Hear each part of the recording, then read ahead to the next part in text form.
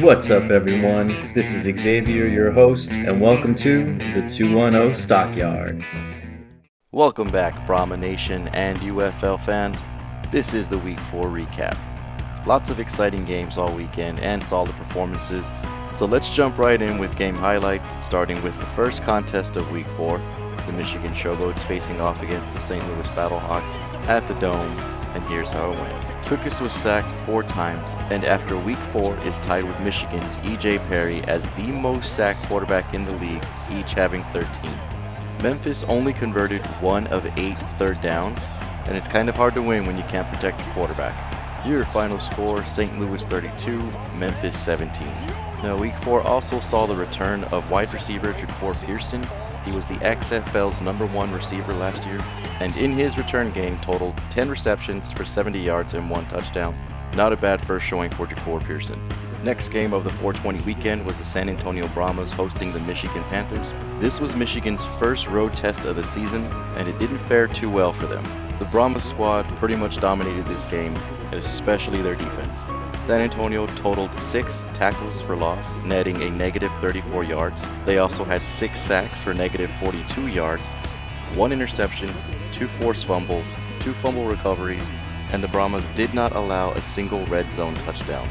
Their offense had one of the most disciplined games with only 4 penalties on offense, and the hometown kid, Quentin Dormady, shined in his debut, completing 23 of 37 pass attempts for a completion percentage of 62%.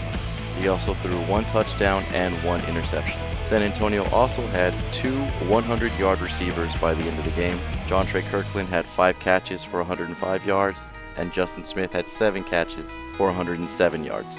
Final score here, San Antonio 19, Michigan 9. And side note, is it me or does Quentin Dormady highly resemble Andrew Luck? I'm almost expecting a Scooby-Doo ending at the end of the season where we pull the mask off of Dormady and reveal that it was Andrew Luck all along. Maybe I'm just being biased, but he did kind of play like him in his first game. Next up, I'm just going to call it the rain game, which featured the DC Defenders against the Birmingham Stallions.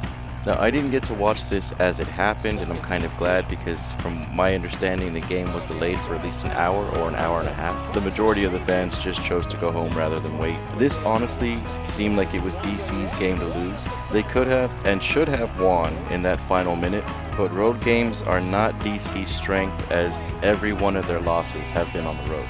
The Defenders out-tackled Birmingham 81-59. They also had 4 sacks while Birmingham had none. DC was also 1 for 2 in the red zone. Birmingham was 0 for 4. And as we saw, the game came down to field goals. Ramiz Ahmed was money, making 4 of 4 field goals, 2 of them from 46, 1 from 32, and 1 from 23. Your final score, Birmingham survived the storm 20-18. The final and only game for Sunday was between the winless Houston Roughnecks and the winless Arlington Renegades in what I called the Toilet Bowl. And after 4 weeks of action, one of these teams would finally walk away with their first win. The defensive stats in this game were almost identical. Arlington had 62 tackles, Houston had 65. Arlington totaled 7 tackles for loss, Houston had 5. The difference in defense was Houston's lone interception that ran back for 52 yards. On the offensive side, Arlington was 1 for 2 in the red zone, Houston was 2 for 3. Final score, Houston 17, Arlington 9. And perhaps the major difference in this game was the return of the USFL's Offensive Player of the Year running back Mark Thompson, who in his debut had 9 rushes for 34 yards and 1 touchdown. And here is the final score recap once again for Week 4. And interestingly enough, each home team won their game, so the home team went 4-0 in Week 4. And after 4 weeks of action, it looks like both conferences are sitting at 4 wins apiece. So as of right now, the head-to-head matchup between the USFL and the XFL is at 500, with no conference dominating the other yet. And here are the current power rankings, which also happen to mirror the standings in the league. The top half of the league is led by Birmingham Stallions. They are solidly in first place. St. Louis comes in second with the Brahmas in third. Both teams are 3-1. St. Louis, however, currently holds the tiebreaker due to the head-to-head win. And Michigan comes in ranked 4th. Here's the bottom half of the league. DC is 5th with a 2-2 record, while Memphis and Houston both sit at 1-3. And in dead last are the winless Arlington Renegades. Here are the passing leaders through week 4. Luis Perez leads all quarterbacks with 881 yards passing. AJ McCarron is second with 838 yards. And DC's Jordan Ta'amu comes in third with 788, making the top 3 quarterbacks in the league all XFL quarterbacks.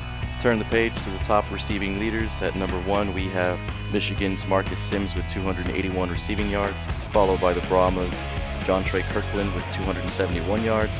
And third, we have the Stallions' Dion Kane with 264 yards. Pretty close race so far for the number 1 receiver spot. Here are the rushing leaders. St. Louis's Jacob Sigurders comes in number 1 with 172 yards, while Birmingham's quarterback Adrian Martinez is number 2 with 164 rush yards, and the Stallions running back CJ Maribel comes in third with 159 yards. On the defensive side, here are our tackling leaders. The Stallions' Kayava Tezino comes in number 1 with 32 tackles. The Brahmas' Jordan Mosley is number 2 with 31 tackles. And Michigan's Frank Ginda comes in third with 30 tackles, making this a very close race for the number 1 tackle. And on to the unexpected, it's the waiver wire. These are all the players that were recently waived after week 4. Memphis released safety Christian McFarland. He played in all 4 games this season, totaling 15 tackles, 1 pass breakup, and 1 fumble recovery. Next up, San Antonio surprisingly released corner Tease Tabor. I will note that he had only played in 3 games, but did total 18 tackles and 1 pass breakup. The Battlehawks released corner Channing Stridling, who also only played in 3 games and only totaled 6 tackles. Arlington released their kicker Taylor Russolino. This one was a little interesting. Russolino played in 3 games and made 5 of 6 field goals, with his longest at 52 yards. The Panthers released wide receiver Jordan Sewell. Sewell played in the first 4 games of the season, totaling 4 receptions for 26 yards. His longest catch was 11 yards long. And last up on the waiver wire, DC released their running back Puka Williams, and this one's a little more understandable as he only played in 1 game and had 1 rushing attempt for 9 yards. Now unfortunately, I'm not sure as to why each of these individuals were waived or let go, but in any case, I do wish all these guys best of luck in the future. And here is the weekly hot topic, the attendance numbers. St. Louis remains the attendance champ with over 31,000 people in attendance. San Antonio came in second with 11,251. The Birmingham numbers are actually tickets sold, as the majority of fans did leave due to the weather. And Houston came in last with just shy of 7,200 people in the stands. The TV ratings are somewhat interesting for week 4 because of the split or dual coverage that we had for the Birmingham DC game and the San Antonio Michigan game. But the first game of the week, St. Louis versus Memphis, drew in 954,000 viewers. And we're just going to have to put an asterisk by both the Birmingham and San Antonio game, as they were both on Fox, both at 7 p.m. They were just split regionally. But collectively, both games drew in 951,000 viewers. And as Mike Mitchell of the USFL News Hub reports here, that when they did re-air the Birmingham game after the delay, they did draw in another 137,000 viewers, totaling a collective 1,088,000 viewers for both games combined. And last but not least, the Arlington-Houston matchup did not draw much attention, totaling 243,000 viewers. Here is the weekend slate, and unfortunately and disappointingly, once again, we are going to have 2 games being played at the exact same time on the exact same network. And once again, 1 game will feature the San Antonio Brahmas, the other game will feature the Birmingham Stallions.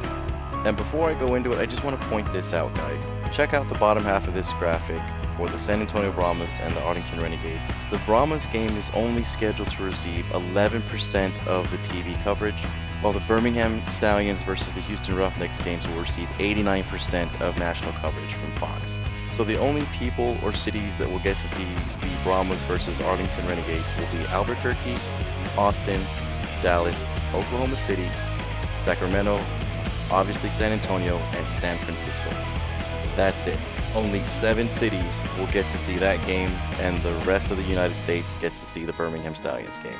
I honestly call bullshit on that, but I don't make the rules, guys, and I honestly don't know what went into making that decision. But I digress, and back to the weekend slate. let's go ahead and take our picks. Now, this game is a little scary because it can be a trap game. The Renegades have not won a game. I'm assuming they're pissed. They're hungry for a win. They're tired of being the league's punching bag, so I do anticipate them being dangerous in this game. However, I still feel that the Brahmas will get it done and will find a way, so I'm taking the Brahmas over Arlington in this game.